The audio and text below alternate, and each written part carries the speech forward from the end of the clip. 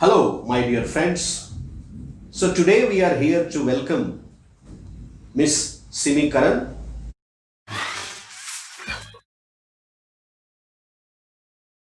She has got a brilliant success in UPSC examination 2019 at all India level, and above all, she has got 31st rank all over India.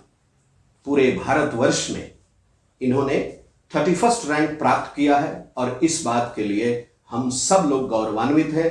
हम स्वागत कर रहे हैं और बधाई भी दे रहे हैं मिस सिमी करन को। सिमी जी, आप सबसे पहले तो आपको बहुत बहुत बधाई। Congratulations to you, to your parents and to the members in your family. सबसे पहली बात ये आती है और लोग जानना भी चाहेंगे, लोग न्यूज़पेपर्स में पढ़ चुके हैं, टेलीविज़न चैनल्स पे देख चुके हैं, फेसबुक में और बाकी सब प्रोग्राम्स में आपके जो इंटरव्यूज़ आए हैं उनमें लोगों ने आपके बारे में बहुत कुछ जाना है। बहुत कुछ पहले से लोग जानते थे आपकी सफलताओं के बारे में, और अभी लोगों ने इस परम सफलता के बारे में भी जाना है। तो सबसे पहली बात तो ये आती है कि आप अपने बारे में और फिर अपने परिवार के बारे में कुछ बताएं। Please tell us about yourself and your family. Thank you so much, sir. Thank you for inviting me and giving me this opportunity. So, as you all know, I have done my schooling from Delhi Public School, Bhilai. My father is the general manager in finance department at Bhilai Steel Plant, and my mother is a teacher at DPS Durg. We are two sisters. I am the elder one. I have done my schooling at DPS Bhilai, and after that I went to IIT Bombay with electrical engineering. So I describe myself as a curious mind. I love to explore stuff. I love to read books. I love to learn something new. So I am a curious mind, and I also do smart work. So that is me. And something about your mother and your little sister also. So my mother is a teacher at DPS Durg. I would call her as my psychological support system, because even in this examination and all throughout my journey, there was someone needed to hold firmly when I was feeling demotivated or depressed. At that time, my mother was always there for me. My father has always been my professional support system. He has always guided me to take the decisions, although he has always given me the freedom to finally take my own choice. And my sister is a bubble of energy, and she is always present for the late night conversations when my parents are asleep. That's very nice. And आपको बीच बीच में कभी कभी अपनी sister को support भी करना पड़ता होगा? जी बिल्कुल sir. As a elder sister I always guide her, और मैं उसके पढ़ाई में भी ध्यान देती हूँ, but I know she has a creative side to her, and I always support her कि वो उस क्रिएटिव साइड को और ज़्यादा एक्सप्लोर कर सके और उसमें भी आगे बढ़े। That's very good. Another important thing people would like to know about you, that you have been a topper in your school life in different school exams, competitive exams, and CBSE board class 10, CBSE board class 12, and the different competitive exams like IIT, JEE and others. Simi, please tell us one thing. When did it come to your mind first to go for civil services? Because after class 12 you had been there in IIT Mumbai. So actually my journey has been quite unconventional. Right from class 11th, when I took the first decision to take my fifth subject as economics, a lot of people raised questions, but I was firm that I will take this subject and I'll top in this school and as well as I did in the state. So from then onwards, I took on mechanical engineering at IIT Bombay. Then I went for a branch change for electrical engineering. So after that, I actually joined Abhyashika, which is a student initiative at IIT Bombay, where we teach some underprivileged slum children, etc., who may not get the same opportunities as us. So it was just not an educational experience. I think जब हम उनके साथ बैठते हैं, उनसे दो चार बातें करते हैं, उनके एक्सपीरियंसेस जानते हैं, तब हमको चीज़ों के बारे इतनी सारी नई चीज़ों के बारे में पता चलता है जो शायद मैं कभी पहले एक्सपोज नहीं हुई थी. After that, I also did a minor in humanities and social sciences. उससे भी मेरा काफ़ी ज़्यादा exposure बढ़ा है towards this field. I also attended several boot camps. Most importantly, a public policy boot camp in my second year, जहाँ पे काफ़ी सारे famous IS officers, ministers, academicians and other ground workers को सुनने का मौका मिला. Hearing their experiences, I actually realized that Indian administrative services provides me the kind of opportunity and the way I want to serve people in this country. So इस तरह से final year में जब फाइनली मैंने देखा कि लोग placements की तैयारी कर रहे हैं, MNCs, पैकेजेस ये सब डिस्कस हो रहे हैं, या फिर लोग फॉरेन में रिसर्च अपॉर्चुनिटीज़ के लिए अप्लाई कर रहे हैं, तब तक post my internship at Japan I was very clear कि I want to sit for civil services examination and I want to become an IS officer. इसलिए आई फाइनली डिसाइडेड कि मैं प्लेसमेंट्स में नहीं बैठूंगी and I devoted my full energy to this exam. ये बहुत ही interesting भी है और मेरे ख्याल से जो भी स्टूडेंट्स अपनी लाइफ में अपने गोल को लेकर के थोड़ी सी भी दुविधा में होंगे, उनको इन बातों से ज़रूर मोटिवेशन मिलेगा कि आपका गोल आप तो डिसाइड करते हैं, your goal is decided by you only, but it's a gradual process, it takes time and at what time your goal will change and that will be the final goal. Even you don't know. Sometimes time works as a very important factor. Time plays a very important role. मैं एक थोड़ा सा मोड़ना चाहूँगा एक दूसरी तरफ. आजकल बच्चे समझते हैं, स्टूडेंट्स समझते हैं कि स्टडीज़ ही सब कुछ है. मुझे इस बात की जानकारी मिली कहीं से कि स्पोर्ट्स में और डांस में भी आपकी रुचि अच्छी रही है. तो डांस ने कंसंट्रेशन में कितना सपोर्ट किया आपको, और स्पोर्ट्स में खो खो की तरफ आपका झुकाव कैसे बढ़ गया? जी sir. Sir, I am a trained classical dancer. I have trained in Odissi as well as मैं बास्केटबॉल और खो खो दोनों ही खेलती हूँ. खो खो की तरफ झुकाव मेरा सेकेंड ईयर में बढ़ा था कॉलेज में, जब मुझे रियलाइज़ हुआ कि actually I met with an accident in my first year, जहाँ पे मेरे शोल्डर का इंजरी हो गया था.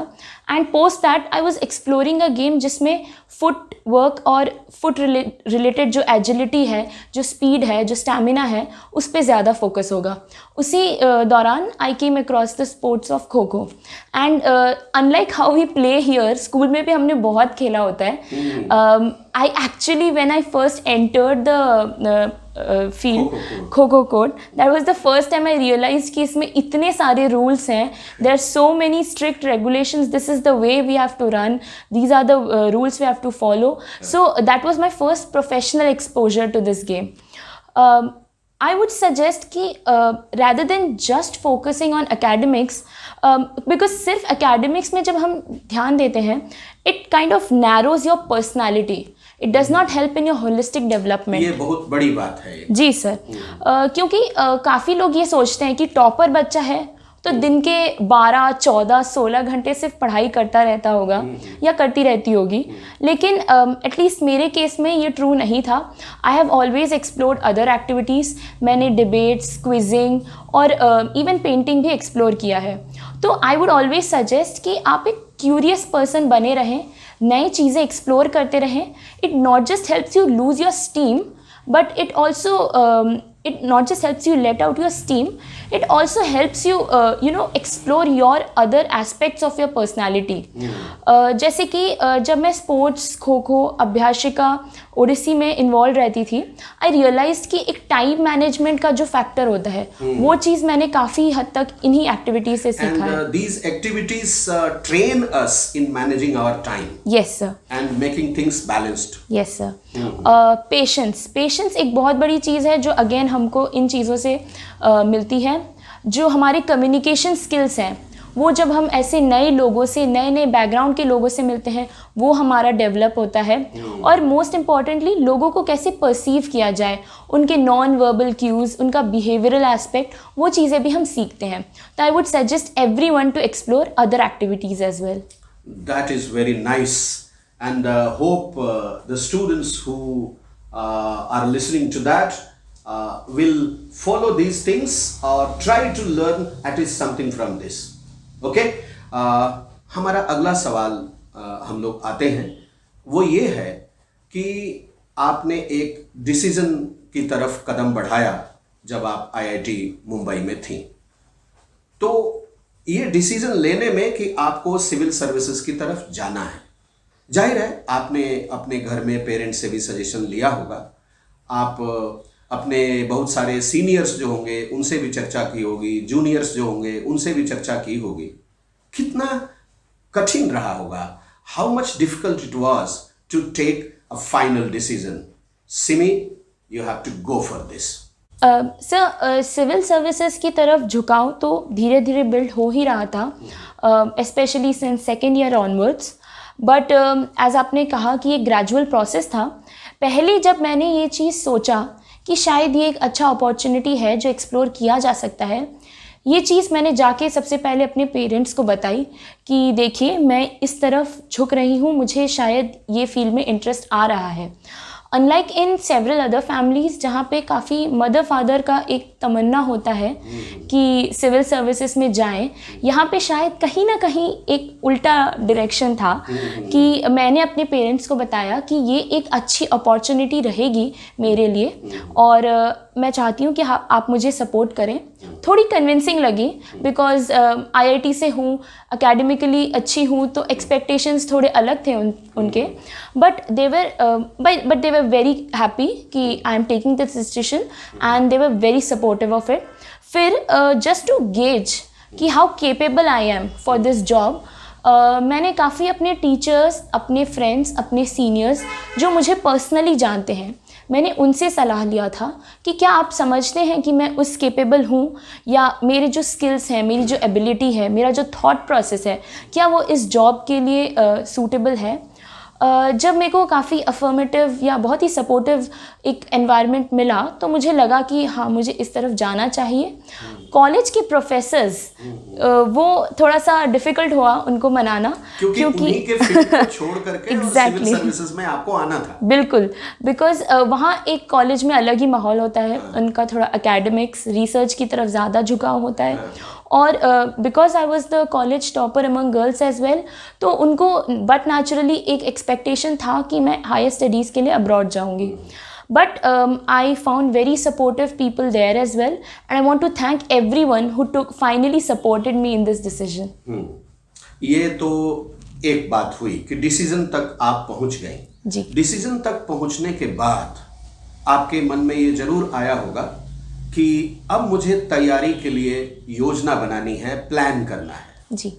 तो आपने ये प्लान कैसे किया? सर, जब मैंने ये डिसाइड कर ही लिया था कि मुझे UPSC देना है, तो शुरू में मैं थोड़ी रिलैक्स्ड हो गई थी. मैं थोड़ा सीरियस नहीं थी और मेरे फादर ने फिर फाइनली मुझे क्लियर कर दिया कि जब तुमको अटेम्प्ट देना है, give it at the earliest possible. And then he said कि तुम ये पहला अटेम्प्ट दो, नो मैटर कैसा भी रिजल्ट हो, take it as a learning experience and give that attempt. तो जब मुझे एक बार क्लियर हो गया कि मुझे एग्ज़ाम इस तारीख को देना है, दैट वाज इन जून, तो I was completely focused on coming up with a plan and I am a very meticulous planner. तो जैसे कि अगर मुझे एक डेडलाइन पता है, उस हिसाब से मैं मंथली, वीकली, डेली और कभी कभी घंटों का भी टारगेट सेट कर देती थी. ये एक बहुत जरूरी फैक्टर था जी सर। कि स्टडी को सही ढंग से प्लान किया जाए। बिल्कुल। लेकिन एक बात इसमें आती है, आप साइंस बैकग्राउंड की रही हैं और आपके सामने भी ये समस्या आई होगी, बहुत सिविल सर्विसेज एस्पायरेंट्स के सामने ये समस्या आती है ऑप्शनल सब्जेक्ट अपना चूज करने की, है ना। तो ये जाहिर है ये समस्या आपने भी फेस किया होगा। कितना कठिन रहा सब्जेक्ट डिसाइड करना, ऑप्शनल सब्जेक्ट डिसाइड करना? सर ऐसे तो मैं सभी को ये बोलना चाहूँगी जो भी एस्पायर कर रहे हैं यूपीएससी के लिए, कि आप अपना ऑप्शनल जितना जल्दी हो सके उसको डिसाइड कर लें, क्योंकि दिस इज़ सम सब्जेक्ट, वो सब्जेक्ट जिसको आपको सबसे ज़्यादा समय देना है और बहुत ही थियोरेटिकल तरीके से उसको अप्रोच करना है। तो जब मेरे को ये डिसीजन लेना था तो जाहिर सी बात है एक engineering science versus arts subjects का एक डिबेट हुआ और मैंने ये सोचा कि मुझे एक ऐसा सब्जेक्ट चाहिए जिसमें मेरी रुचि तो बने ही रहे। और आर्ट्स, जब मैं आर्ट्स के बीच में से एक सब्जेक्ट चुन रही थी तब पीएसआईआर चुनने के लिए ये मेरी मदद किया। लेकिन मैंने ये भी ध्यान में रखा कि इसका ओवरलैप कितना है जनरल स्टडीज़ के पेपर्स के साथ, और पीएसआईआर का काफ़ी ज़्यादा सिग्निफिकेंट ओवरलैप है। फिर मैंने ये देखा कि क्या उसका सफिशिएंट मटेरियल रीडिंग के लिए, जो कंसाइज मटेरियल हम जो कहते हैं, क्या उसके टेस्ट सीरीज वगैरह अवेलेबल है या नहीं मार्केट में। ये भी एक बहुत जरूरी फैक्टर है। सब्जेक्ट तो हमने चूज कर लिया, उसका study material up to the mark मिलना, सफिशिएंट अमाउंट में मिलना, एकदम सही समय पे मिलना, ये जरूरी था जी, है ना। फिर आगे फिर मैंने ये देखा कि ये एक करंट अफेयर्स ओरिएंटेड टॉपिक है, इसमें बहुत ही डायनामिज्म है। तो कुछ लोगों को ये थोड़ा चैलेंज हो सकता है बिकॉज हमेशा एक नया नॉलेज बेस ऐड होता जा रहा है, बट मुझे ये पर्सनली बहुत इंजॉयबल लगता था क्योंकि there was always something new to study, something new to learn and it sits very well with my personality. तो उस हिसाब से भी पीएसआईआर मुझे सूट किया। तो इन चीज़ों को ध्यान में रखते हुए फिर मैंने फाइनली ये डिसीजन लिया कि मैं एक इंजीनियरिंग ऑप्शनल ना लेके एक आर्ट्स ऑप्शनल लूँगी, भले ही वो मेरे जो एग्जिस्टिंग नॉलेज है उससे अलग है।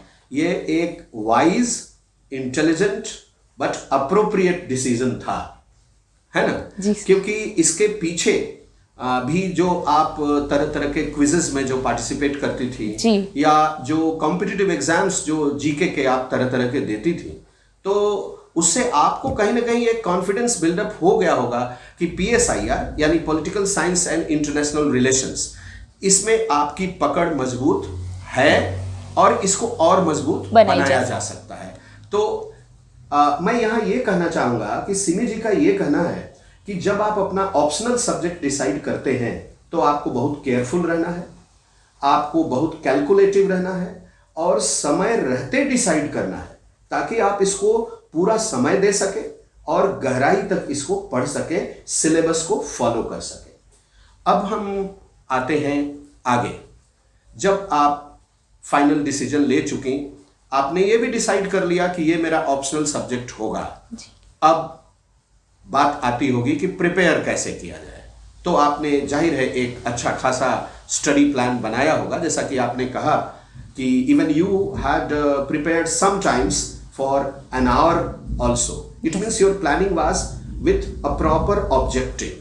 This objective I have to achieve today, within this hour, within these many days, within these many weeks. ठीक है, इसने आपको बहुत मदद किया और आपके कॉन्फिडेंस को भी बढ़ाया। आपको लगने भी लगा होगा कि इतना तो मैंने कवर कर लिया, अब इतना बचा है, ये सारी चीजें। इसको एक बार इलाबोरेट करके बताइए। जी बिल्कुल। एक्चुअली मुझे लगता है कि जब काफ़ी एस्पिरेंट्स जो यूपीएससी जैसी एग्ज़ाम से डर जाते हैं, वो इसलिए है क्योंकि वो यूपीएससी को एज अ होल देखते हैं। उनके नज़र में वो एक बहुत ही बड़ा सा पहाड़ है जिसको कवर कर पाना ही मुश्किल है, और वो आगे की कदम को ना देखते हुए वो पूरे पहाड़ को देखते हैं। और मेरी कोशिश हमेशा उल्टी रही है, मैं उस पहाड़ को कुछ छोटे छोटे कदमों में डिवाइड करने की कोशिश करती हूँ और एट वन टाइम मैं सिर्फ अपने नेक्स्ट स्टेप की तरफ ध्यान देती हूँ। तो जैसे कि मैंने सबसे पहले अपना पूरा सिलेबस देखा, उनको टॉपिक वाइज डिवाइड किया, फिर हर जीएस पेपर को उसके सब टॉपिक्स में डिवाइड किया। जैसे कि मैं आपको एक एग्जांपल देती हूँ, जीएस वन में history, geography, society, main headings ये हैं। फिर हम हिस्ट्री पे आते हैं। हिस्ट्री में आता है ancient, medieval, art and culture, और फिर मॉडर्न हिस्ट्री, और फिर कुछ छोटे सब टॉपिक्स जैसे कि वर्ल्ड हिस्ट्री एट्सेट्रा। फिर आता है वैसे ही ज्योग्राफी और वैसे ही सोसाइटी। अब मुझे पता चल गया हिस्ट्री का इतने टॉपिक्स हैं। फिर मैंने सपोज डिसाइड कर लिया कि मैं 1 महीना दूंगी। फिर मैंने वेटेज के हिसाब से देखा कि मुझे 15 दिन में हिस्ट्री कवर करना है। फिर हिस्ट्री में भी मैंने देखा कि मॉडर्न हिस्ट्री एक इम्पॉर्टेंट पार्ट है, उस पर ज़्यादा ध्यान देना चाहिए। तो मैंने मॉडर्न हिस्ट्री के लिए सपोज 5 डेज रख दिए। अब उसमें भी फिर मैं सब प्लान करूंगी, और वैसे ही करते करते मैं उस हद तक प्लान करूंगी कि मैं 1 घंटे की प्लानिंग कर लूं। और अगले 1 घंटे मेरा ध्यान इस चीज़ के ऊपर बिल्कुल नहीं है कि मैं एक यूपीएससी एग्ज़ाम दे रही हूँ। मेरा ध्यान सिर्फ इस चीज़ पे है कि मैंने जो अपना टारगेट सेट किया है प्रिपेयर करने का, उस समय वो ख़त्म हो जाए। तो काफ़ी बच्चे बीच में डीमोटिवेट होने का बात कहते हैं। वो कहते हैं कि एकदम से मुझे लगता है कि शायद मुझसे ना हो पाए। तो मैं उनसे वही कहना चाहूँगी कि आप एकदम से इतने बड़े पहाड़ को क्यों देख रहे हैं। आप छोटे छोटे लक्ष्य सेट कीजिए, अपने आप रास्ता बनता जाएगा। और वो जो चीज़ें हैं, वो जो नेगेटिव थॉट्स हैं, वो भी एक साइड हो जाती हैं। क्योंकि जब आप पूरे दिन का एक ऐसा प्लान करके और उसको इतने रिलीजियसली फॉलो करते हैं, दिन के एंड तक आप इतने थक जाते हैं कि आपके पास और कुछ करने के अलावा, सिवाय सोने के अलावा और कुछ करने का समय ही नहीं होता है, हिम्मत नहीं हो पाती जी। इस तरह से मैं हर टॉपिक, हर जीएस पेपर और हर ऑप्शनल को उसी तरह से करती थी। ये एक बहुत ही वैलिड पॉइंट है और बहुत ही ध्यान देने वाली बात भी है। जो भी सिविल सर्विसेज एस्पायरेंट्स हैं और जो भी इसका सपना देखते हैं, चाहे जिस भी स्टेज पे हो और ऐसा बनने का सोचते हैं, तो उनके लिए एक ये सीखने वाली बात है कि आपको ऑब्जेक्टिव तो आपका मैक्रो है, बट आपका प्रिपरेशन का तरीका माइक्रो से मैक्रो की तरफ होना चाहिए। छोटे छोटे लक्ष्य बनाइए, उनको अचीव कीजिए। एक दिन पता चलेगा आपका लक्ष्य आपकी मुट्ठी में है, आप पहुंच गए, आपने अचीव कर लिया, जैसा कि सिमी जी ने अचीव किया है, प्रूफ किया है इस चीज को, हम लोग ऐसा कह सकते हैं। ये प्रोवन थ्योरी है और प्रोवन प्रैक्टिस भी है। प्रैक्टिस वर्ड से एक बात याद आई, ये तो हो गई कि आपने एम डिसाइड कर लिया, सिलेबस पता लगा लिया, स्टडी मटेरियल अरेंज कर लिए, टाइम टेबल बना लिया, पढ़ाई अपने फुल स्पीड में चली और अच्छे से बड़े शानदार तरीके से चली। लेकिन सिर्फ इतना तो काफ़ी नहीं है, प्रैक्टिस आपने जरूर जोरदार की होगी, क्योंकि प्रैक्टिस जितनी ज़्यादा की जाए, अपने स्ट्रेंथ का भी पता चलता है और अपने वीकनेस का भी पता चलता है। ये एक वर्कआउट आप कर सकते हैं जी। थोड़ा इसके बारे में बताइए सर। जैसे कि अभी काफ़ी लोग मुझे फ़ोन करके पूछते हैं कि 1 महीना बचा है या 2 महीने बचे हैं, तो क्या करना चाहिए, और मेरा एक ही जवाब होता है, रिवाइज रिवाइज रिवाइज। प्रैक्टिस एक ऐसी चीज़ है जो बार बार करने पर ही आएगी। ये एक 1 डे प्रोसेस या 1 मंथ प्रोसेस नहीं है, ये एक बहुत ही लंबी लॉन्ग ड्रॉन प्रोसेस मैं कहूँगी होती है। इसके लिए आपको एक चीज़ ध्यान रखना है कि जैसे मैं जब नोट्स बनाती थी, मेरा हमेशा ध्यान ये रहता था कि इसको मुझे मिनिमम 5 या 6 या कभी कभी तो 10-12 बार भी रिवाइज करना पड़ सकता है। तो वो नोट्स एकदम प्रिसाइज, कंसाइज और टू द पॉइंट होने चाहिए। एकदम कीवर्ड्स, डायग्राम्स, जो मेजर पॉइंट्स जो रिकॉल होंगे एग्ज़ाम में, वो ही चीज़ें मैं अपने नोट्स में डालने की कोशिश करती थी। फिर अगली स्टेप में जब हर बार मैं रिवाइज कर रही हूँ, मैं अपने नोट्स को रिड्यूस करने की कोशिश करती थी। जैसे कि मैं हाईलाइट कर लेती थी या फिर अंडरलाइन करती थी, तो हर स्टेप के साथ मेरा जो रिवीजन टाइम है वो रिड्यूस होते जाता था। एलिमिनेशन मेथड से आप चल रही थी। जी। और एक चीज़ जो मैं करती थी वो ये था कि मैं बहुत ही लिमिटेड सोर्सेज पढ़ती थी, क्योंकि मेरे पास समय कम था। और अगर मेरे को कोई छोटी मोटी पॉइंट दूसरी जगह मिलती थी तो उसको मैं अपने ही नोट्स में ऐड कर लेती थी। इसलिए मैंने ई नोट्स प्रेफर किया था, मैंने एवरनोट पे नोट्स बनाए ताकि मैं उसको कंटिन्यूसली मॉडिफाई कर सकूं, उसकी लैंग्वेज चेंज कर सकूं, और वो मैं खुद से बार बार प्रैक्टिस के समय करती रहती थी, ताकि मेरे नोट्स भी और प्रिसाइज बनते जाते थे। क्योंकि एक लर्निंग कर्व आता है जिसमें आप नए नई चीज़ें समझते हैं कि ये चीज़ें तो हमें एग्ज़ाम में शायद नहीं याद आए, तो उसको हम एलिमिनेट कर दें। और दूसरा ये कि आपका एक आंसर के फ्रेम की तरीके से ही आप अपने नोट्स को बना देते हैं। तो जैसे कि मैं इंट्रोडक्शन बना देती थी, मेन बॉडी बना देती थी और एक कंक्लूजन, तो हर चीज़ जो मैं पढ़ती थी उसको मैं उसी ढंग में लाने की कोशिश करती थी जिस तरह से मैं आंसर में प्रेजेंट करूँगी।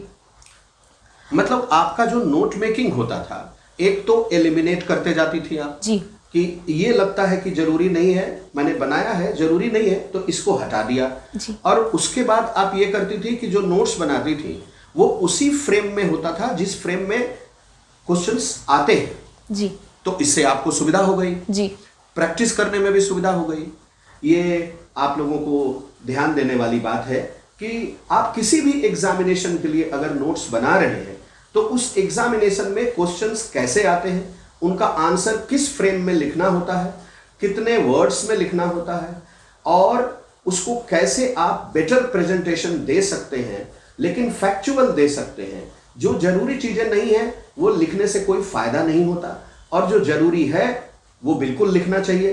तो इस तरह से आपका नोट मेकिंग होना चाहिए। ये बहुत अच्छी बात आपने बताई, बाकियों को इससे बहुत लाभ होगा ऐसा हम उम्मीद करते हैं। प्रैक्टिस पे बात चल रही थी जी। कई लोग ऐसे हैं, कई ऐसे सिविल सर्विसेज के जो एस्पायरेंट्स हैं, बाकी कॉम्पिटिटिव एग्जाम्स के भी हैं, वो पढ़ाई तो बहुत देर तक कर लेते हैं लेकिन प्रैक्टिस पेपर बनाने से भागते हैं। जी। प्रैक्टिस पेपर बनाना, उनको सही आंसर की के साथ अपने स्कोर को जानना, ये कितना मोटिवेट करता है और बेटर करने के लिए? एक्चुअली काफ़ी सिविल सर्वेंट्स जो मैंने देखे, सिविल सर्वेंट एस्पिरेंट्स जो मैंने देखे हैं, उनके मन में होता है कि कैसे मैं 100% पहुंच सकूं।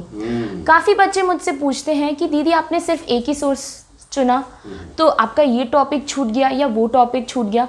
मैंने बोला कि चलो 100 में से 10 टॉपिक छूट गए तो 90 टॉपिक्स कवर भी तो हो गए। तो मैं ये फोकस करूँ ना कि उन 90 टॉपिक्स से कोई अगर क्वेश्चन आता है तो वो मैं एकदम परफेक्ट आंसर या बहुत ही अच्छा आंसर लिख सकूँ।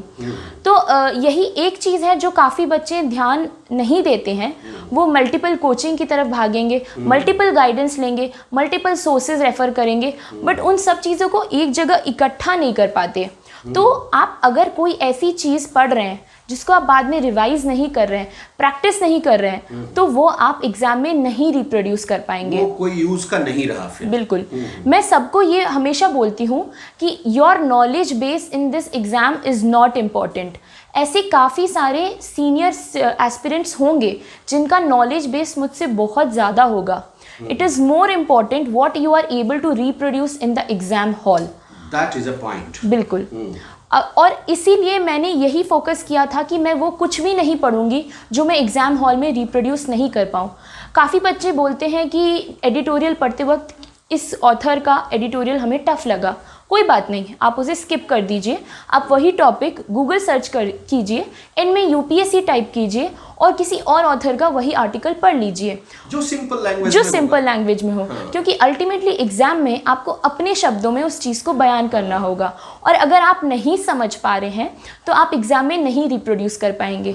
इसी चीज़ से मुझे एक और चीज़ याद आती है कि एग्ज़ाम हॉल में पहुंच के अंदर में जब मैं एग्ज़ाम लिख रही थी तो ये चीज़ मुझे रियलाइज़ हुई कि सिर्फ केवल वही चीज़ें मुझे याद आ रही हैं जो मैंने पढ़ा है, समझा है और इंटरनलाइज कर लिया है। अगर मैंने किसी टॉपिक को सुपरफिशियली बस ब्रशअप के लिए पढ़ लिया था, वो चीज़ मुझे बिल्कुल याद नहीं आती है। और ये इंटरनलाइजेशन वाला प्रोसेस जो है वो सिर्फ प्रैक्टिस से आएगा। और एक चीज़ जो आपको प्रैक्टिस से आएगा वो है इंटरलिंकिंग।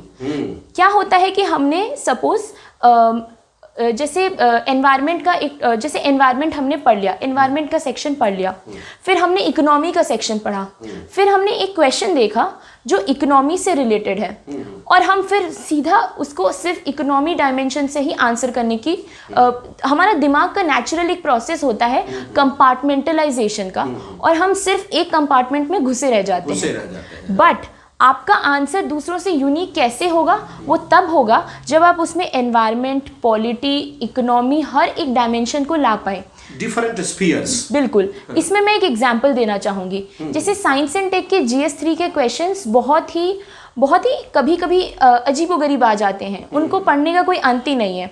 तो हमारे समय में एक स्पेस स्टेशन जो इंडिया प्रपोज कर रहा है स्पेस में बनाने का, उस पर क्वेश्चन आया था उसके क्या लाभ होंगे। तो काफ़ी बच्चे उसको science and tech, research, technological progress इस एंगल से जोड़े होंगे। मैंने उनको और काफ़ी डायमेंशन से जोड़ा। पहला मैंने जोड़ा कि इकोनॉमिक बेनिफिट्स, क्योंकि दूसरे कंट्रीज़ जब हमको स्पेस में भेजने के लिए सामग्री या वो सब देंगे तो हमारा एक जो टेक्नोलॉजी डेवलप हो गया उसको हम इकोनॉमिक रूप से यूज़ कर सकते हैं। जैसे कि इसरो के एंट्रिक्स के जो इसरो का आर्म है, जो प्राइवेट आर्म है, उसके थ्रू करा जा सकता है। दूसरा मैंने ये डायमेंशन स्ट्रेटेजिक, जैसे कि अभी हम देख रहे हैं कि चाइना एक स्पेस स्टेशन बनाने की बात कर रहा है और इंटरनेशनल स्पेस स्टेशन डीकमीशन हो जाएगा। ये सब पेरिफेरल नॉलेज है, इसका डायरेक्ट इंडियन स्पेस स्टेशन के साथ कोई मतलब कनेक्शन नहीं है, बट हम उसको यूज में ला सकते हैं इस तरह से कि because India will become one of the front runners in the space race, हमको एक जो स्ट्रेटेजिकली हमारा जो प्रोटेक्शन, हमारा जो सेफ गार्डिंग होगा बॉर्डर्स का, वो बेटर तरीके से हो सकता है। चौथा मैंने ये डायमेंशन लाया कि हम इंटर कंट्री कोऑर्डिनेशन कर सकते हैं। जैसे और काफ़ी स्पेस स्टेशंस हैं, जैसे कि जिक्सा और जो जापान की है और सऊदी अरेबिया एटसेट्रा, जो छोटी हैं but they are also doing very good amount of work, उनके साथ कोलैबोरेशन का एक अपॉर्चुनिटी हमको मिलेगा। तो ये सारा पेरिफेरल नॉलेज को यूज़ करते हुए मैंने एक बहुत ही होलिस्टिक आंसर दिया जिसकी मल्टीपल डायमेंशन सामने आए जो शायद दूसरे बच्चे एक्सप्लोर ना किए हों। ये सिर्फ और सिर्फ प्रैक्टिस के थ्रू आएगा। और जीएसटी बहुत बड़ा रोल प्ले करता है, प्रीलिम्स में भी और मेंस में भी, दोनों जगह पे। ये एक बहुत अच्छा इंफॉर्मेशन सिमी जी ने दिया कि जब आप किसी क्वेश्चन को अटेम्प्ट करते हैं, खास करके वैसे क्वेश्चन जिनके डायमेंशन का कोई पता नहीं होता है, आप एक ही सेंटर में फोकस नहीं रहना है, उसको अलग अलग डायमेंशन से सोचना है, क्योंकि वो क्वेश्चन का जो आंसर है वो आपका ओपिनियन पूछ रहा है। उस क्वेश्चन से सिर्फ एक रूट में चले जाना वो ज्यादा अच्छा नहीं होता है, आपका थिंकिंग उसमें रिफ्लेक्स नहीं आता है। यही है बात जी सर। अच्छा, तो ये तो हो गया कि आपने एग्जाम्स दिए। जितने भी सिविल सर्विसेज के एस्पायरेंट्स मिलते हैं या ऐसे कॉम्पिटिटिव एग्जाम्स देने वाले कैंडिडेट्स मिलते हैं जहां पे करंट अफेयर्स की बात आती है, तो करंट अफेयर्स की बात आने पे या तो कैंडिडेट्स मायूस हो जाते हैं या ऐसा रिफ्लेक्शन आता है कि तैयारी बहुत अच्छी है बट अच्छी है नहीं, क्योंकि करंट अफेयर्स वास्ट है, अनलिमिटेड है ऐसा। तो इसको आपने इतने आसान तरीके से कैसे पढ़ा? क्या तरीका आपने अपनाया कि आपके करंट अफेयर्स, क्योंकि वो आपको जीएसटी में भी मदद करेंगे और उधर इंटरव्यू में भी मदद करेंगे, तो थोड़ा इसको विस्तार से बताने की कृपा करें। जी सर, जब करंट अफेयर्स हम पहले बात सुनते हैं तो सबसे पहले सवाल आता है हाउ करंट। काफ़ी बच्चे बोलेंगे 2 साल 3 साल पहले तक का भी करंट अफेयर्स पूछता है, और काफ़ी बच्चे इस बात से ओवरवेल्म हो जाते हैं कि मैं तो एक नया एस्पिरेंट हूँ या नई एस्पिरेंट हूँ, तो मैं क्या करूँ। और काफ़ी हद तक मुझे लगता है ये एक माहौल मैंने यूपीएससी के प्रिपरेशन के वक्त भी देखा, और शुरू में मैं भी बहुत इंटिमिडेट हुई थी। अच्छा। लेकिन पहले तो मैंने एकदम क्लियर कर लिया कि मैं क्या सोर्सेज यूज़ करूँगी अपने करंट अफेयर्स के प्रिपरेशन के लिए, और उनके अलावा मैं सिर्फ और सिर्फ अगर कोई स्पेसिफिक टॉपिक ऐसा आ जाता है जिसमें मुझे लगता है कि मेरा नॉलेज कम है, मैं उनको एक्सप्लोर कर लेती थी गूगल पे। मैंने अपने सोर्सेज बहुत लिमिटेड रखे थे। मैंने द हिंदू यूज़ किया था और इंडियन एक्सप्रेस मैंने सिर्फ एडिटोरियल्स अपने पॉलिटिकल साइंस और इंटरनेशनल रिलेशंस ऑप्शनल के लिए यूज़ किया था। वो इजीली आप स्किप कर सकते हैं अगर आप PSIR के स्टूडेंट नहीं हैं। इसके अलावा मैं मंथली कंपाइलेशंस देख लेती थी जो काफ़ी सारे क्लासेस में अवेलेबल होता है, और मेरे को और मुझे जो गाइडेंस मिला था उसके थ्रू भी मैंने काफ़ी करंट अफेयर्स कवर कर लिया था। अब जब मेरे सोर्सेज डिफाइन हो गए हैं, अगला स्टेप था न्यूज़पेपर रीडिंग। इस पे काफ़ी बच्चों को डाउट होता है और काफ़ी बच्चे घबराते हैं इस चीज़ से। तो सबसे पहले तो मैं आपको कहना चाहूँगी कि आप घबराना बंद कर दीजिए। आप ये मत सोचिए कि आप मतलब उसका लैंग्वेज बहुत ही ज़्यादा डिफ़िकल्ट होगा, या इतने बड़े बड़े लोग लिख रहे हैं, मेरी इंग्लिश अच्छी नहीं है, मैं समझ नहीं पाऊँगा, नहीं समझ पाऊँगी। ये चीज़ें जो नेगेटिव एक थॉट है उसको अपने मन से क्लियर कर दीजिए। शुरुआत में मुझे भी अराउंड 2 आवर्स लग जाते थे न्यूज़पेपर पढ़ने के लिए। फिर मैंने काफ़ी टॉपर्स की स्ट्रैटेजी भी समझी और ख़ुद का एक तरीका निकाला। सो मैं द हिंदू का ई पेपर यूज़ करती थी। उसमें एक अच्छा फॉर्मेट है जिसमें साइड में सारे हेडलाइंस आ जाते हैं। अच्छा। और उस हेडलाइंस को आप पढ़ लीजिए, उसमें से जो भी आपके सिलेबस से रेलेवेंट लग रहा है उसको आप छांट के सिलेक्ट करके पढ़ लीजिए। तो इससे मेरा समय बहुत बच गया क्योंकि मैंने एलिमिनेट कर दिया। अब दूसरी बात आती है एडिटोरियल्स पढ़ने की। एडिटोरियल्स पढ़ते समय मैं सबको यही बोलती हूँ कि आप एक फास्ट रीडिंग कीजिए। पहले तो आप देखिए कि वो आपके सिलेबस से रेलेवेंट है या नहीं, फिर काफ़ी एक कॉन्टेक्स्ट बिल्डिंग का काम ऑथर्स करते हैं और सिर्फ सीधा कंक्लूजन जो lower end of the article होता है वहाँ पे जाके उनके रिकमेंडेशंस या क्रिटिक वो चीज़ दी होती है। तो आप फास्ट रीडिंग करते हुए सीधा उस मुद्दे पर पहुँचिए जो आपके एग्ज़ाम में यूटिलाइज हो सकते हैं। मैं बहुत रिलीजियसली नोट्स नहीं बनाती थी, बट अगर कोई बहुत ही अच्छा पॉइंट मुझे मिल गया तो मैं अपने नोट्स में डाल देती थी। उसके अलावा जो बचा हुआ नॉलेज है, बचा हुआ जो टॉपिक्स है, वो आपके जो मंथली कंपाइलेशंस हो गए, आपका कोचिंग मटेरियल हो गया, आपको जो गाइडेंस प्रोवाइडेड होता है उसमें कवर हो जाता है। तो मैं यहाँ भी परफेक्शन की तरफ कभी भी कोशिश नहीं करती थी।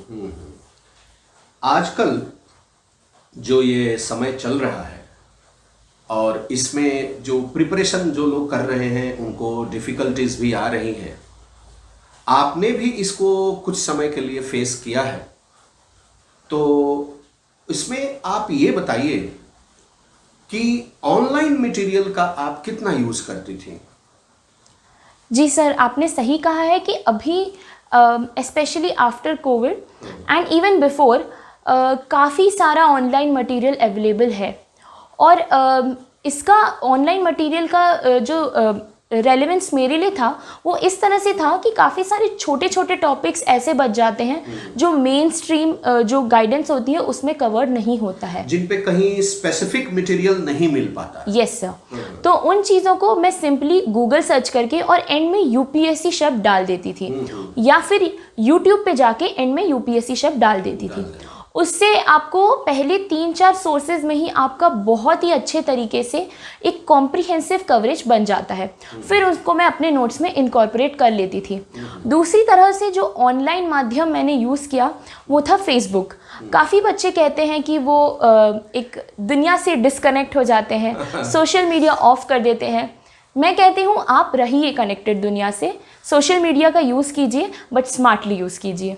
सो इसके लिए मैं फेसबुक में अपने टॉप फीड पे the Hindu, Indian Express, ORF, the Mint और ऐसे जो दूसरे सोर्सेज हैं जो मैं यूजुअली रेफ़र करती हूँ उनको मैं टॉप फीड पे रख देती थी।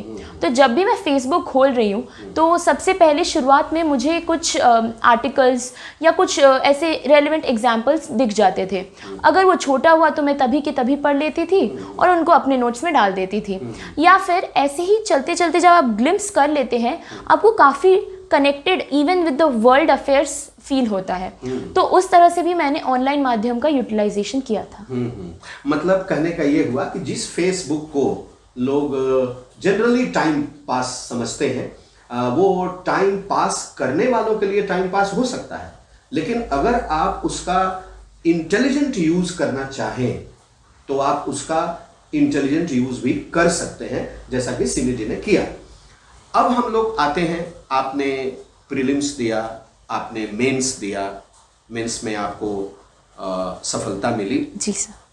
मेंस का रिजल्ट निकलने के बाद या मेंस देने के साथ ही आप इंटरव्यू की तरफ भी सोच रही होंगी जरूर। जी सर। तो रिजल्ट आने के बाद इंटरव्यू पे आपने कैसे फोकस किया, किन किन चीज़ों पे ध्यान दिया?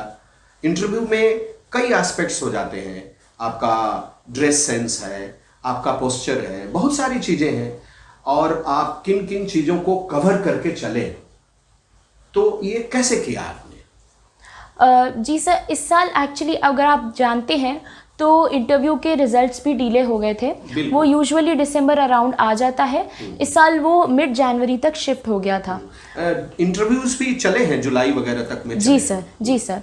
तो एक शुरुआत में तो मेंस के कुछ 10 दिन तक मैंने बहुत रिलैक्स्ड माहौल में रहा। मैंने कुछ पढ़ाई नहीं की थी। मैंने काफ़ी वीडियोस, काफ़ी जो मतलब अच्छी तरह से जिसको एक टाइम पास कहते हैं वो किया। बट एक बार जब वो एक फ़न इंजॉयमेंट वाला फेज़ गुजर गया, उसके बाद मैं सीरियस हो गई और मैंने पैरेलली थोड़ा थोड़ा इंटरव्यू का और साथ ही अगले ईयर अगर मुझे देना पड़े तो उसको भी ध्यान में रखते हुए प्रिपरेशन वापस शुरू कर दिया था। तो शुरुआत में मैं एकदम से इंटरव्यू के प्रिपरेशन में नहीं जंप इन की थी। मैंने कुछ बुक्स पढ़े। मैंने काफ़ी सारे, मैं इन जनरल एक बहुत एविड रीडर हूँ, तो मैं यूजुअली बुक्स पढ़ती रहती हूँ। उस समय थोड़ा इंटरव्यू स्पेसिफिक, जो हम कहेंगे सिविल सर्वेंट्स द्वारा लिखी गई बुक्स, कुछ जो जनरल सोसाइटी को बताती हुई, दर्शाती हुई प्रेजेंट टाइम में, या इकोनॉमी का सिचुएशन बताती हुई, वैसी बुक्स को पढ़ा।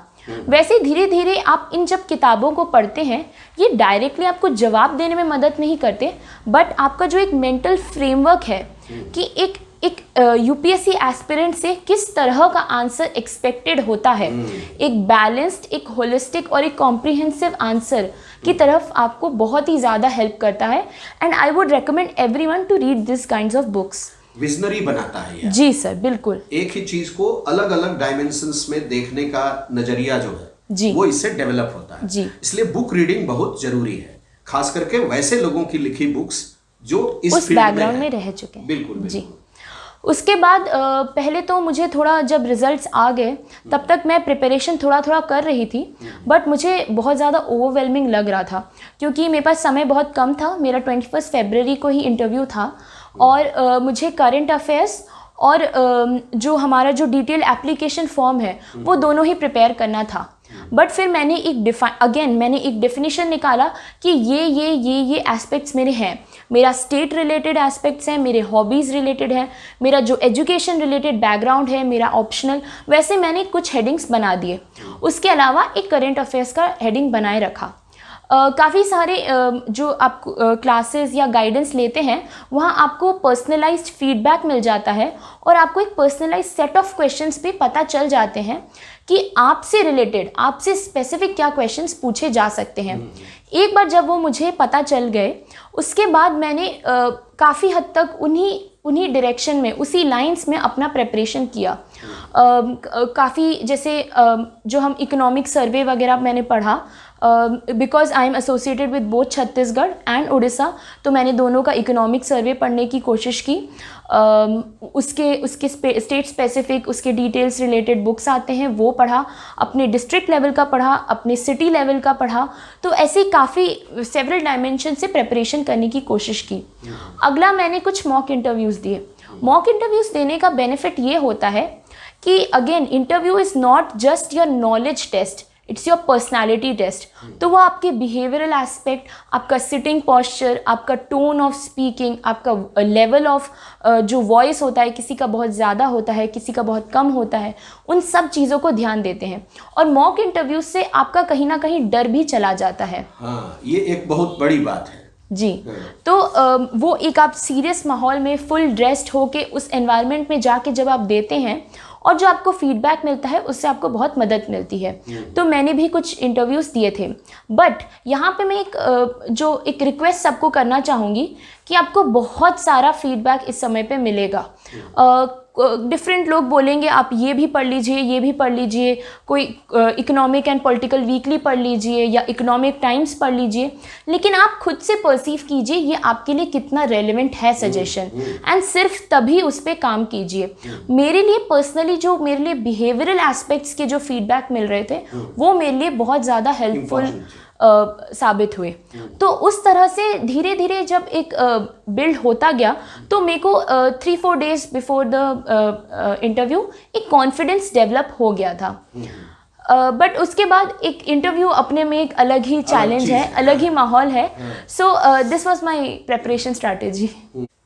तो ये तो बहुत ही इम्पोर्टेंट पॉइंट अभी हम लोगों ने ये डिस्कस किया, लेकिन एक और सवाल अक्सर सिविल सर्वेंट बनने के जो एस्पायरेंट्स हैं वो ये जानना चाहते हैं कि इंटरव्यू के ठीक पहले और इंटरव्यू के बाद में ये जो समय होता है ये कैसी फीलिंग्स आती है, इसको कैसे इससे कैसे मतलब भिड़ना है, इससे कैसे निपटना है, इसका मुकाबला कैसे करना है, इसके बारे में थोड़ा बताइए। सर जब जिस दिन इंटरव्यू होता है उस दिन एक बहुत ही बर्स्ट ऑफ इमोशंस, आपको बहुत तरह की इमोशंस फील होते हैं। एक पल के लिए आपको लगता है कि मैं बिल्कुल रेडी हूँ और मैं कर सकती हूँ। अगली बार लगता है कि क्या पता कौन सा बोर्ड मिल जाए और मुझे कैसा हो जाए। अगले पल लगता है कि ये छूट गया, वो छूट गया, क्या मैंने ये सही तरीके से प्रिपेयर किया है। तो बहुत सारे इमोशंस जो होते हैं वो उस समय चलते रहते हैं। और सबसे ज़्यादा एक टेंस माहौल जब तब बनता है जब आपको आपके बोर्ड मेंबर के रूम के जस्ट बाहर 5 मिनट आपको एक चेयर पे बिठा दिया जाता है। अच्छा। और तब आप ऑलमोस्ट काफ़ी सुनसान टाइप का होता है। अगर कोई बाजू वाले बोर्ड के चेयर पे कोई बैठा है सामने बाहर, अदरवाइज आप यूजुअली अकेले होते हैं। और तब आपके मन में बहुत सारी चीज़ें आती रहती हैं। मेरे लिए पर्सनली तब एक बहुत ही नम वाली फीलिंग आ रही थी कि मुझे सेंस नहीं हो रहा है कि क्या चल रहा है, क्या होने वाला है। बट क्विकली आई रियलाइज कि ये समय जो सोचने का था वो बीत चुका है। अभी बस एक कॉन्फिडेंट तरीके से जाके इंटरव्यू देना है। टेक इट, मतलब डोंट ओवर थिंक इट। वो मेरे दिमाग में कंटिन्यूसली चल रहा था, क्योंकि जब आप ओवर थिंक करते हैं कि मैं कैसे बैठूं या कैसे बोलूं या क्या सोचूं, तो आपका जो थॉट प्रोसेस है, वो जो नेचुरल फ्लो होता है, वो बिगड़ जाता है। तो मैं कंटिन्यूसली तब दिमाग में ऐसे बिल्ड करने की कोशिश करी थी, एक फॉर्मल माहौल में एक कॉन्वर्सेशन होने वाला है with some people who are very senior to you, both in experience and in knowledge. तो हमें पहली बात तो ये मैं सबको कहूँगी कि झूठ बिल्कुल नहीं कहना चाहिए। और दूसरी बात, एक नेचुरल तरीके से अंदर जाइए, कॉन्फिडेंटली अंदर जाइए। एक बार जब मैं इंटरव्यू बोर्ड में गई, मुझे पीके जोशी सर जी का बोर्ड मिला था। I think the environment was very cordial. मुझे बहुत ज़्यादा एक जो प्रेशर सिचुएशन था वैसा बिल्ड नहीं किया गया। वो कुछ आसान सवाल या आपको जानने के लिए कुछ सिंपल सवाल करते हैं ताकि आप थोड़े यूज्ड टू हो जाएं उस एनवायरनमेंट से, एंड फिर वो इंटरव्यू लेते हैं। तो कुछ एक दो इंसिडेंट्स जो मैं इंटरव्यू के टाइम से शेयर करना चाहूँगी। बिल्कुल बिल्कुल। जैसे एक सवाल नहीं, वो एक ऑब्जर्वेशन था जो एक लेडी मेंबर ने किया था। उन्होंने कहा कि हाल फिलहाल में मैं IIT बॉम्बे होके आई हूँ। It is a very horrible environment, there are so many stray cows going around and आप लोग पढ़ाई कैसे करते हैं? मैंने सुना था एक्सीडेंट हो गया है, आपके क्लासेस में काउज आ जाती हैं। ये तो बहुत ही ख़राब माहौल है। अब मैंने सोचा कि इसको मैंने थोड़ा पहले ऐसा बोला कि नहीं मैम, माहौल बहुत अच्छा है, बहुत ही ग्रीनरी है। जो बाकी की मुंबई है उससे एनवायरनमेंट काफ़ी अच्छा है, क्योंकि संजय गांधी नेशनल पार्क भी जुड़ा हुआ है। But she did not seem convinced. वो काफ़ी इंसिस्ट करती रही कि नहीं, माहौल बहुत बुरा है। अब मैंने सोचा कि मैं अगर इसको पॉजिटिव या नेगेटिव किसी भी तरह से लूँ, वो उसके साथ सहमत नहीं होंगी। तो इसको मैंने एक अलग तरीके से अप्रोच करने की कोशिश की। मैंने कहा कि मैम, एक्चुअली हमारे कॉलेज में एक जोक है कि 2-3 साल बच्चे इतना कड़ी मेहनत करके जेई के इतना टफ एग्ज़ाम दे के IIT क्रैक करके फिर यहाँ पहुँचते हैं, और ये काउस को तो यहाँ आने का फ्री पास मिल गया। ये तो बहुत ही नाइंसाफ़ी है। तो उस समय not just the lady member but सारे मेंबर्स का जो एक एनर्जी लेवल है उसको मैं बूस्ट अप होते हुए देख रही थी, और वो उनके आंसर्स जो अगले क्वेश्चंस हैं उसमें भी रिफ्लेक्ट हो रहा था। और एक ऑब्जर्वेशन जो मैंने किया वो ये था कि आपकी पर्सनालिटी को बहुत होलिस्टिकली जज करते हैं, नॉट जस्ट फैक्चुअल बट काफ़ी ज़्यादा एनालिटिकल बेस्ड होता है। तो आप एक पर्सपेक्टिव चीज़ों पे बिल्ड करने पे फोकस कीजिए। वो बहुत ही, अगर आप ये सोच रहे हैं कि आप एक मेंबर से फेस टू फेस बात कर रहे हैं तो बाकी ध्यान नहीं दे रहे होंगे, ये बहुत ही गलत बात है। क्योंकि मेरे केस में ऐसा ही हुआ कि मैंने एक सर को जवाब देते हुए एक एग्जाम्पल दिया कि सर, छत्तीसगढ़ में रूरल एरियाज़ में एक तोन्ही प्रथा चलती है जहां ओल्ड विमेन को ऑस्ट्रेसाइज किया जाता है कम्युनिटी द्वारा। ये प्रथा है जी। तो इमीडिएटली जो नेक्स्ट मेंबर की जब उनकी बारी आई, उन्होंने वो एकदम एब्रप्टली वो क्वेश्चन पूछा कि अच्छा अब आपने तोनी प्रथा तो देखी है, अब आप बताइए कि आप अगर वहाँ जाएंगी तो उस प्रॉब्लम को कैसे सॉल्व करेंगी। तो ऐसे भी वो आपके जवाबों से अपना सवाल बनाते हैं। तो उस चीज़ को मैंने इस तरह से एक्सप्लेन करने की कोशिश की कि सर ये ट्राइबल पीपल हैं, ये बहुत ही उनका बाहर की दुनिया से कनेक्ट कम है। तो अगर हम थ्रू द एडमिनिस्ट्रेशन जाके एक टॉप डाउन इम्पोज करने की कोशिश करेंगे कि ये नहीं करना चाहिए, तो वो कहीं ना कहीं उनके जो कल्चरल बिलीव्स, फेथ, उसके साथ एक इंटरवेंशन की तरफ फील होगा। हाँ। तो उस तरह से ना जाके अगर हम वहाँ के जो सरपंच हैं, जो ट्राइबल लीडर्स हैं, जो जाने माने लोग हैं कम्युनिटी में ही, उनको समझाएं और उनके थ्रू ये बात उन तक पहुँचाने की कोशिश करें तो वो काफ़ी बेटर रहेगा। और अगर हम उनके लोकल डायलेक्ट्स में ये बात पहुंचाने की कोशिश करें तो वो ज़्यादा लोगों को समझेगा। तो इससे ना जस्ट हमारा गोल अचीव होगा बट वो लॉन्ग टर्म के लिए सस्टेनेबल भी बनेगा। बिल्कुल। तो ऐसे आप चीज़ों को एक होलिस्टिक, एक लॉन्ग टर्म पर्सपेक्टिव से सॉल्यूशंस को बताइए। काफ़ी बच्चे क्या है फायर फाइटिंग सॉल्यूशंस बताएंगे कि एक इंसिडेंट हो गया और उसके रिस्पॉन्स में हम ये कर दें, बट हमको ये भी सोचना है कि फ्यूचर में रिपीट ना हो, वो कैसे इंश्योर किया जाए, और वो सिर्फ कम्युनिटी पार्टिसिपेशन के थ्रू एक मेजर स्ट्रॉन्ग बेस बना सकते हैं। और एक क्वेश्चन जो मुझे पूछा गया ये भी थोड़ा सा डाइग्रेसिंग टाइप का था, क्योंकि वो मेंबर मुझे रिजर्वेशन के बारे में पूछ रहे थे। उन्होंने पूछा कि आप तो एक जनरल कैंडिडेट हैं, आप सोचिए आपको कितनी कठिनाई फेस करनी पड़ी, ये तो बहुत ही नाइंसाफ़ी हुई आपके साथ, ये रिजर्वेशन तो हटा देना चाहिए। और उन्होंने प्रॉपर 2-3 मिनट्स उस पर बात किया और वो एक बहुत ही नेगेटिव माहौल क्रिएट करने की कोशिश कर रहे थे। वो कहीं ना कहीं आपको एक एक्सट्रीम पोजीशन की तरफ खींचने की कोशिश कर रहे थे। बट यहाँ मुझे बहुत ही क्लियर था कि एक बैलेंस्ड अप्रोच लेने की ज़रूरत है। तो मैंने उनको समझाया कि sir actually the concept is very important in a country like India, because यहाँ पे जैसे मेरे अभ्यासिका के एक्सपीरियंसेस रहे हैं, बच्चों का स्टार्टिंग पॉइंट ही अलग होता है, उनके स्ट्रगल्स, उनके एक्सपीरियंसेस से हम खुद को कंपेयर ही नहीं कर सकते।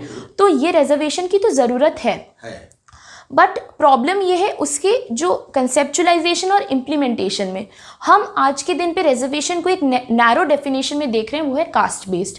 लेकिन अगर हम ट्रांसजेंडर कम्युनिटी देखें तो वो एक बहुत ही बड़ी डिप्राइव्ड कम्युनिटी है जिसको इसका बेनिफिट नहीं मिला है। या अगर हम एक दलित वुमन का कंसिडर करें तो वो मल्टीपल डेप्रीवेशंस फेस कर रही हैं। तो हमें एक इंडेक्स बनाना चाहिए जिसमें सारे ऐसे जो डेप्रीवेशंस हैं उनको हम लिस्ट डाउन करें एंड उनको एक वेटेड तरीके से उसका जो बेनिफिट है और जिस एक्सटेंट तक किसी पर्सन को रिक्वायर्ड होगा हम उनको वो बेनिफिट दें। तो ऐसे कुछ ऑब्जर्वेशंस, ऐसे कुछ क्वेश्चंस आप पहले से सोच के रखिए, क्योंकि रिजर्वेशन जैसा क्वेश्चन तो एक एवरग्रीन क्वेश्चन है, वो किसी से भी पूछा जा सकता है। तो इनके सॉल्यूशंस आप पहले से कुछ सोचिए, कुछ डिस्कस कीजिए, कुछ दूसरों से भी पूछ सकते हैं। ऐसे आपका एक कंप्लीट प्रिपरेशन हो सकता है। फाइनली यूपीएससी के इंटरव्यू के बाद जो मैंने एक परसीव किया, मुझे लगा कि मेरा interview much better than expected गया है। जिस तरह से मैं डर के एक यूपीएससी के अंदर गई थी, उससे काफ़ी ज़्यादा कॉन्फिडेंट तरीके से मैं बाहर आई।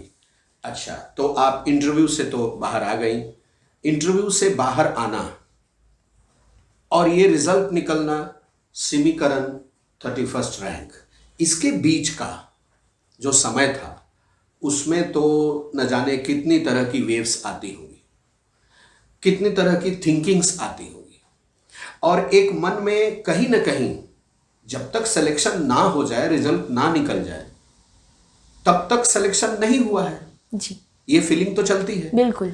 और अगर ऐसा है तो मन दो तरफ चलता है, एक आश्वस्त रहता है, कॉन्फिडेंट रहता है आदमी की हो जाएगा, प्रिपरेशन करने की जरूरत नहीं है।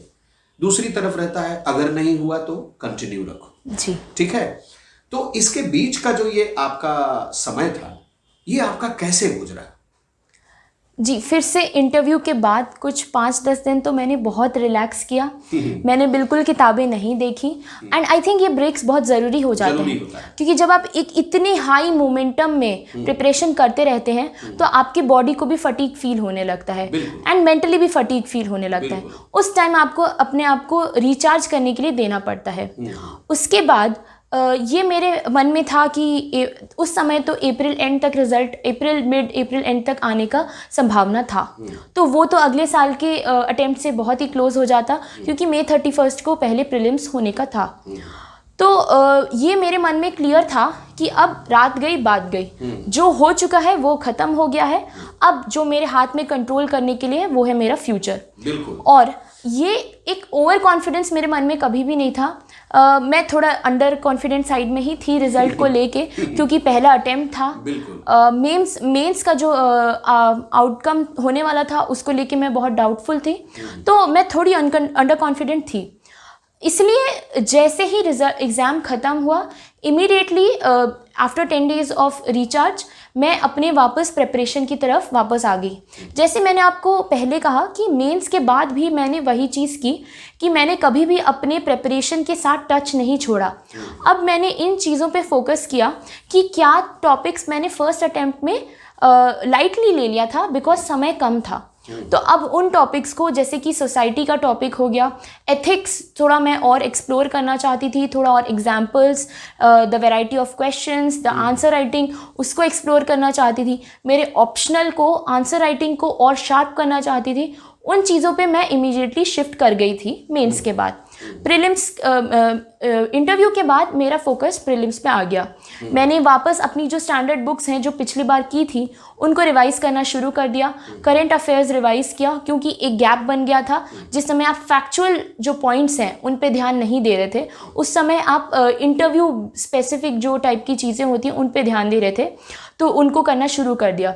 फिर इमीडिएटली जैसे कोविड एक ऐसा एनवायरनमेंट क्रिएट हो गया, मुझे भी बहुत एक डर लग गया था, क्योंकि मैं दिल्ली में थी, अब मैं वापस आऊँगी, कैसा होगा, क्या होगा। फिर मैं घर वापस आ गई। थोड़ा एक स्पेकुलेशन टाइप का तब शुरुआत में चला कि क्या एग्ज़ाम होने वाला है या नहीं होने वाला, क्योंकि जो डेट शिफ्टेड, जो नई डेट आई वो भी लेट आई। लेकिन मुझे क्लियर था कि जब तक अगला डेट नहीं आया है, 31 मई इज़ माई टारगेट, और उसके हिसाब से मैं प्रीलिम्स की तैयारी कर रही थी। जैसे ही मुझे पता चला कि डेट शिफ्ट होने वाला है और 4 अक्टूबर को एग्ज़ाम होगा, तब मुझे एक्चुअली काफ़ी बच्चों ने इसको एक चैलेंज की तरह लिया कि ऐसे माहौल में कैसे पढ़ाई होगा। मैंने उसको एक अपॉर्चुनिटी की तरह ली, बिकॉज इंटरव्यू के बाद जो एक फ्लो ब्रेक हो गया था इंटरव्यू के प्रिपरेशन की वजह से, तो एक लंबा अरसा मिल गया। मैंने वापस अपना ऑप्शनल और अपना जो जीएस का टॉपिक्स था, जिनका मैं नोट्स पहले नहीं बना पाई थी या जिनको मैं उतने स्ट्रांगली नहीं कर पाई थी, उन पे फोकस कर ली। और ये चीज़ मैंने फिर बिल्कुल दिमाग से हटा दी, क्या फिर से डेट चेंज होगा।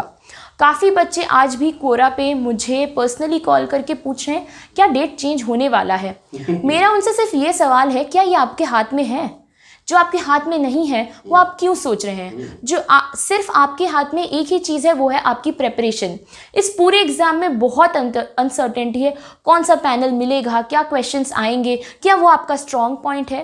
तो ये चीज़ों के बारे में सोच के कोई फ़ायदा ही नहीं है। आप ये सोचिए क्या आपके हाथ में है और सिर्फ उसी के प्रेपरेशन पे फोकस कीजिए। और यही मेरा हमेशा स्ट्रैटेजी रहा था up till the result was declared on 4 अक्टूबर।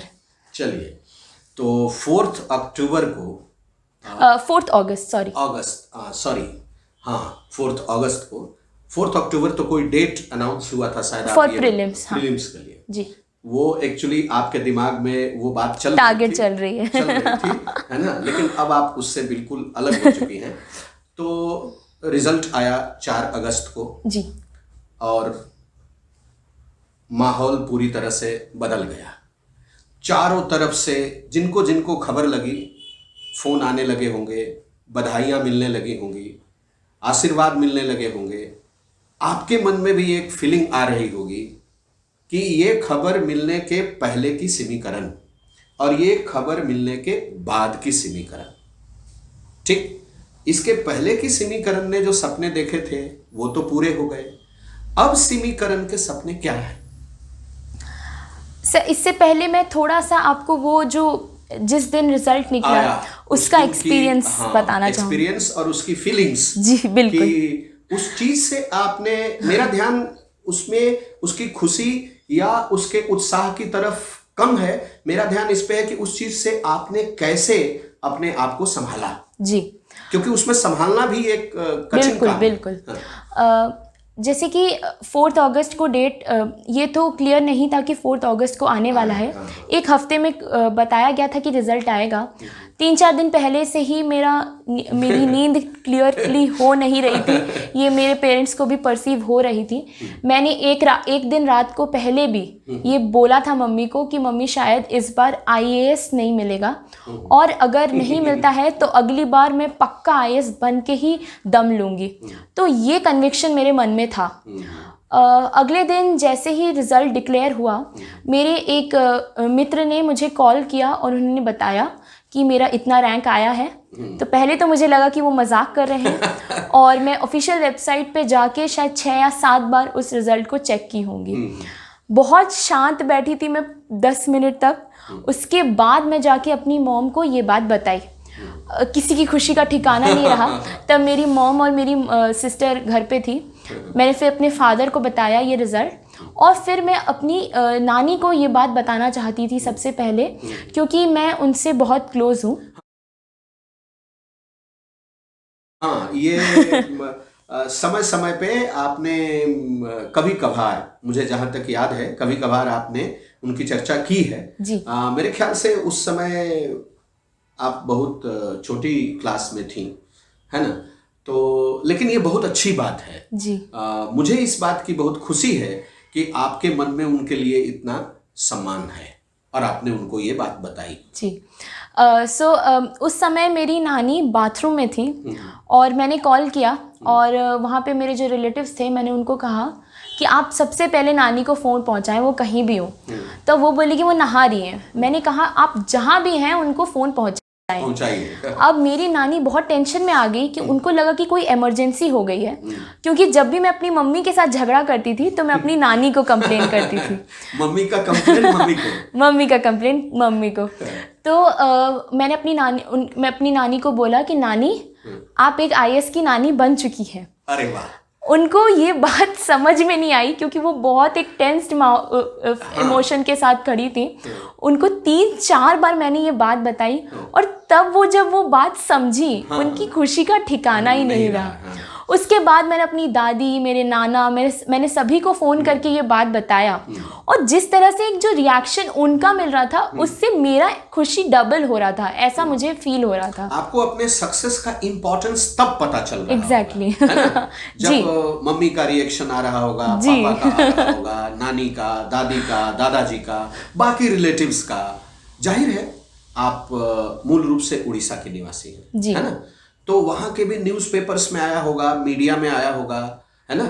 वहाँ से भी आपको बहुत सारे कॉल आए होंगे, बधाइयाँ आई होंगी, बड़ा कठिन हो रहा होगा। जी। एक्चुअली मैं अपने दोस्तों को यही कहती हूँ अभी कि यार मुझे अपनी एनोनिमिटी बहुत अच्छी लग रही थी। ये ऐसा सेलिब्रिटी वाली फीलिंग अच्छी नहीं लग रही है। उस दिन तो फ़ोन बजना ही बंद नहीं कर रहा था, एंड एक पॉइंट के बाद सबने गिव अप कर दिया। सबने फ़ोन साइलेंट करके एक कोने में रख दिया। उसके बाद काफ़ी सारे मीडिया वाले आए। फिर मुझे कलेक्ट्रेट बुलाया गया था। कलेक्टर जी ने मुझे फेलिसिटेट किया। तो उस समय जब मैं कलेक्टर के ऑफिस पहुंची, वो मेरे लिए एक बहुत ही गौरव का समय था, क्योंकि वो जो एक माहौल मैंने देखा, इतने लोगों को देखा, वो जो वर्किंग एनवायरनमेंट जो मेरा फ्यूचर होने वाला है कभी, वो देख के मुझे बहुत ही ज़्यादा खुशी हुई। और जो कहते हैं तब तक एक बहुत ही लाइट वेट फीलिंग चल रही थी कि बहुत ही मज़ा आ रहा है, बहुत खुशी हो रही है, इतने लोग सवाल पूछ रहे हैं। उस समय वहाँ जाके एक बहुत ही बड़ी सेंस ऑफ रिस्पॉन्सिबिलिटी मेरे मन में आ गई। वहाँ पे एक ग्राउंडेड फीलिंग आने लगी धीरे धीरे कि इस जगह को देख के, और इतने सारे लोगों की जो ज़िंदगियाँ उनसे जुड़ी हैं, वो सोच के एक बहुत ही सीरियस, बहुत ही ग्राउंडेड फीलिंग आई। और उसके बाद मैं बहुत ही ज़्यादा थैंक करना चाहूँगी कलेक्टर जी का। मुझे फेलिसिटेट उन्होंने किया। उन्होंने काफ़ी एक बहुत ही जोवियल टॉक रखा था। बहुत अच्छे से मुझसे बात की। उन्होंने अपना एक्सपीरियंस बताया, थोड़ा ये बताया कि क्या अपॉर्चुनिटीज़ हैं। तो वो एक बहुत ही अच्छा माहौल था। उसके बाद तो बहुत सारे मीडिया लोगों ने अप्रोच किया, काफ़ी वैरायटी। ऐसा भी है ना कि सीनियर लोग किस तरह से अपने जूनियर्स को सपोर्ट करते हैं, जी। उनको गाइड करते हैं, उनको मोटिवेट करते हैं, उनको एक अपना एक्सपीरियंस बता के एक तरह से उनको रास्ता दिखा देते हैं। जी, तो वो ये एक्चुअली बड़ा अच्छा पहला समय था जिस समय मैं किसी कलेक्टर जी से इतने क्लोजली ऐसे इनफॉर्मल एनवायरनमेंट में बैठ के बात कर रही थी, तो एक बहुत ही अच्छी फीलिंग थी वो। और ये सोच के बहुत खुशी हुई कि कभी किसी दिन मुझे भी ऐसा मौका मिलेगा। सो अभी तो बस कॉल्स, मीडिया और लोगों की बातें सुन रही हूँ, बातें बता रही हूँ। और आगे मैं बस यही एक होप करना चाहती हूँ कि मैं बच्चों को जो सिविल सर्विसेज एस्पिरेंट्स हैं उनको एक क्लियर, एक सही मार्गदर्शन जिसे कहते हैं वो प्रोवाइड कर सकूं, और काफ़ी जो मिथ्स हैं इस एग्ज़ाम को लेके उसको क्लियर कर सकूं। एक शायद मेरी जो जर्नी से और किसी का कुछ नया लर्निंग मिल जाए, वो मेरे लिए एक बहुत बड़ी बात होगी। अब मेरे 3 सवाल छोटे छोटे अभी भी बचे हुए हैं जी, जिनका मैं बिल्कुल छोटा छोटा जवाब आपसे चाहूँगा। पहली बात ये, जैसा आपने कहा कि आपको जब महसूस हुआ था, आपने फाइनल डिसीजन ले लिया कि मुझे सिविल सर्वेंट बनना है, आपने जाके अपने मम्मी पापा को बताया। हर बच्चे को ये बात करना चाहिए, हर स्टूडेंट को। आप जो सोचते हैं, जिस भी पल आपके लाइफ में आता है कि हाँ ये मुझे करना है, तो अपने पेरेंट्स को बताना वो बिल्कुल जरूरी है, क्योंकि अल्टीमेट सपोर्ट उन्हीं की तरफ से आना है। तो एक तो इस पे पहले आप बता लीजिए, फिर आप दूसरा इस पे करेंगे कि पेरेंट्स के लिए आप बताइए कि जिस तरह से आपके मम्मी पापा ने आपको सपोर्ट किया, आपको कभी फील नहीं होने दिया किसी भी चीज के बारे में, हर तरह से पॉजिटिव माहौल को रखा। तो आज जो पेरेंट्स हैं जिनके बच्चे शायद ऐसे सपने देख रहे होंगे, उन पेरेंट्स को भी अपने बच्चों को कैसे सपोर्ट करना चाहिए? ये कितना जरूरी है कि बच्चे अपने सपने पेरेंट्स को बताएं और पेरेंट्स अपने बच्चों को सही ढंग से सपोर्ट करें? जी, ये बहुत ही ज़्यादा ज़रूरी है, क्योंकि इससे क्या होता है कि एक जो कम्युनिकेशन और एक ओपन एनवायरनमेंट एक बिल्ड हुआ रहता है, क्योंकि हमारे पेरेंट्स को नहीं पता होता है कि हमारे मन में क्या है, और काफ़ी बार वो सोचते हैं कि बच्चा एक बहुत ही अनप्लान्ड तरीके से जा रहा है। उनको लगता है कि उनका बच्चा क्लियर नहीं है, बल्कि उस बच्चे के मन में तो एक साफ लक्ष्य क्लियर है, बट उसने वो कभी फिक्र ही नहीं किया कि अपने पेरेंट्स को उस लक्ष्य में शामिल करे।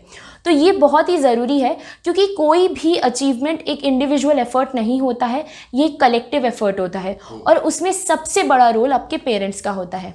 इस तरह इस जो जर्नी में मेरे पेरेंट्स का एक बहुत ही बड़ा रोल रहा। सबसे पहले तो जैसे एक तरीके से मुझे मोटिवेट करने में कि ये अटेम्प्ट तुम दो, कि नो मैटर व्हाट, जो भी रिजल्ट होगा उसको एक लर्निंग एक्सपीरियंस की तरह लो। फिर एक जो साइकोलॉजिकल एनवायरनमेंट एक चाहिए आपको, क्योंकि आपको काफ़ी सारी चिंताओं को अलग रखना होता है, क्योंकि आप देख रहे हैं आपके दोस्त फॉरेन पहुंच गए हैं, कोई बहुत ज़्यादा बड़े बड़े पैकेजेस से MNCs में काम कर रहा है, तो आपको एक हताशा हो सकती है। वही चीज़ें जब आप अपने पेरेंट्स को जाके बताएंगे, वो कहीं ना कहीं आपको एक बहुत पॉजिटिव बूस्ट दे सकते हैं अपने लक्ष्य की तरफ डायरेक्टेड रहने के लिए। सो इस तरह से अपने पेरेंट्स का सपोर्ट लीजिए, और हमेशा ये सोचिए कि आपके पेरेंट्स आपके फ्रेंड्स बन सकें, और जितना एक जोवियल एनवायरनमेंट रख सकें वो रखिए। बिल्कुल। आखिरी सवाल, सिमी करण IAS के सपने क्या हैं आगे? सर ऐसे तो क्या सोचा है? आपने बहुत भारी सवाल पूछ दिया सर, बट ऐसे तो मुझे जिस भी कैपेसिटी में काम करने का मौका मिलेगा, देश की सेवा करने की मौका मिलेगा, मैं बिल्कुल करना चाहूँगी। बट कुछ जो मैंने अपने एक्सपीरियंसेस से जो कुछ फील्ड्स मैंने सोचा है, मैं विमेन एम्पावरमेंट और एजुकेशन के लिए बहुत ही ज़्यादा दिल से काम करना चाहती हूँ, क्योंकि ये मुझे दो लगते हैं गेम चेंजर हो सकते हैं इस कंट्री का नक्शा बदलने के लिए। और ये एक होप है, ये मैंने कहीं सुना था कि यहाँ पे 2 तरह के IAS ऑफिसर बनते हैं इस देश में। पहले वो जो इस वजह से फेमस होते हैं क्योंकि वो IAS अफसर बन गए हैं, और दूसरे वो जो आईएएस पोजीशन का नाम फेमस कर देते हैं अपने कर्म के द्वारा। तो मैं पूरी उम्मीद यही करना चाहूँगी कि मैं वो दूसरी वाली आईएएस ऑफिसर बन सकूँ। बन सके। ये आपने बहुत अच्छा बताया। मेरे ख्याल से ये एस्पायरेंट्स के लिए भी अच्छा है, उनके पेरेंट्स के लिए भी अच्छा है और पूरे समाज के लिए अच्छा है। और आप फ्यूचर में बहुत अच्छा करें, बहुत आगे बढ़ें, ऐसी हम लोग कामना करते हैं, ऐसी हम लोग ईश्वर से प्रार्थना करते हैं। आपको बहुत बहुत बधाई, बहुत सारी कामनाएं, मंगल कामनाएं, आपके लिए बहुत सारा स्नेह, बहुत सारा आशीर्वाद। मैं समझता हूं कि पूरे छत्तीसगढ़ की जनता और पूरे देश की जनता आपको आशीर्वाद दे रही होगी और आप आगे बढ़े और इसी तरह से आगे बढ़े। एक बात कहीं मैंने सुना था कि जब आप अपनी तैयारी करती थी तो आप कोई एक सेंटेंस था जिसको लिख के रखती थी जी सर। और उसको आप कभी भूलती नहीं है जी सर। और शायद आगे भी आप नहीं भूलेंगी। अंतिम रूप से उस सेंटेंस को आप बोल दीजिए। जी सर, ये मेरे कमरे के दीवार पे, मेरे व्हाट्सएप फीड पे, हर जगह पे ये कोट रहता है, B brutally honest with your self. आप अपने सबसे बड़े क्रिटिक बनिए, आप खुद का एनालिसिस खुद कीजिए और आगे बढ़ते रहिए। Thank you so much, Simi Karan. Blessings, best wishes, and above all, congratulations to you, to your parents, to all the members in your family, to all the people who are directly and indirectly known to you or you are known to them. Congratulations and blessings. Thank you so very much. much for sparing this much time to interact with you. And this opportunity actually I invited you to come at my home and we would be talking about your journey to the success, to this grand success rather we should say. My only objective is to motivate other children through you. Because if we say, they may listen, but if you say, they will definitely listen and definitely follow. Thank you once again. Thank you, sir.